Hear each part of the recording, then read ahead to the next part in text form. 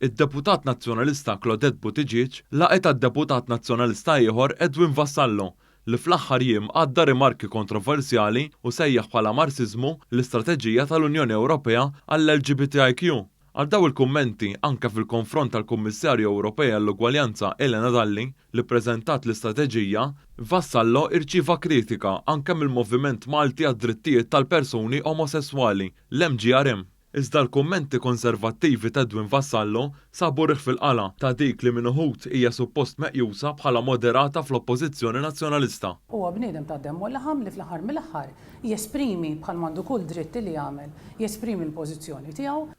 Intant fuq il-programm ekstra imxandar fuq ix-xandir nazzjonali, id-diskussjoni kienet ukoll dwar il-liġi li tinsab quddiem il-Parlament favur aktar ugwaljanza u tnaqqis ta' diskriminazzjoni għabbażi tal-ġeneru fost oħrajn. Is-Segretarju Parlamentari għall-Ugwaljanza Rosjan Kutajjar spjegat kif il-liġi ġdida mistennija tara l-ħolqien ta' kummissjoni li taqta' każijiet li jitresqu qudiema dwar diskriminazzjoni. Saħqet li fil-waqt li bħalissa mill-Kummissjoni Nazzjonali għal promozzjoni tal-ugwaljanza li tista' tagħti raġun lil dawk li jinsabu diskriminati fejn sa issa rimedju legali jingħata biss fi proċessi komplessi fil-qrati. Rosjan Kutajjar qalet li bil-ħolqien ta' din il-Kummissjoni li l-membri fiha rridu jkollhom l-appoġġ tal-vot ta' 2/3 mill-Parlament dawk akkużati b'diskriminazzjoni irridu jkunu huma li jresqu l-provi li d-diskriminazzjoni ma seħħitx.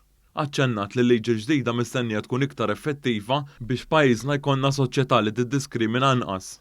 Aħna rridu lil xi ħadd illi jikdem u mhux jinbaħ biss huwa proprju għalhekk li bil-Bill 97 ħankunu qegħdin noħolqu din il-Kummissjoni, din il-Bord tal-Ugwaljanza illi ħatkun qiegħda tinvestiga dawn il-każijiet.